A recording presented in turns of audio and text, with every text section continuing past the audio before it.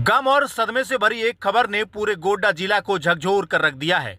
मघामा प्रखंड के ग्राम कस्बा स्थित एक आवासीय मदरसे में गुरुवार को पढ़ाई कर रही एक नाबालिग बच्ची का शरीर मिला है। घर परिवार से दूर रहकर तालीम हासिल करने वाली इस मासूम की अचानक हुई जीवन लीला समाप्त ने पूरे इलाके को सुन्न कर दिया है।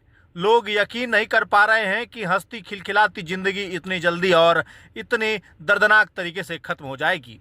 पुलिस मौके पर पहुंची और शरीर को पोस्टमार्टम के लिए गोड्डा सदर अस्पताल भेजा। गुरुवार दोपहर करीब 1:30 पर उसका शरीर सदर अस्पताल पहुंचा, जहां चारों ओर मातमी सन्नाटा छा गया।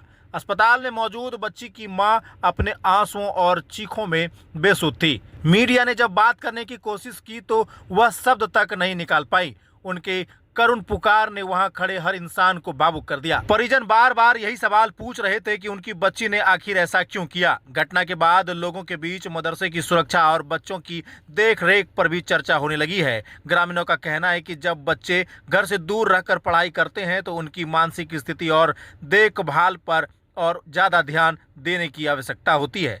मघामा एसडीपीओ चंद्रशेखर आजाद से जब हमने बातचीत की तो उन्होंने बताया कि यह प्रथम दृष्टया मामला आत्महत्या का प्रतीत होता है।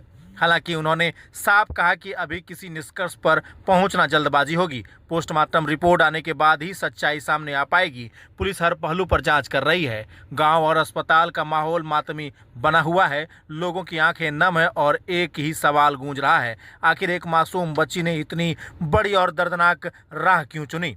अब सबकी निगाहें पुलिस की जाँच और पोस्टमार्टम रिपोर्ट पर टिकी हुई है। मुझे लगा मना पहले कुछ नहीं पता था। बियोरी बता ले बोला ले रास्ता ले ना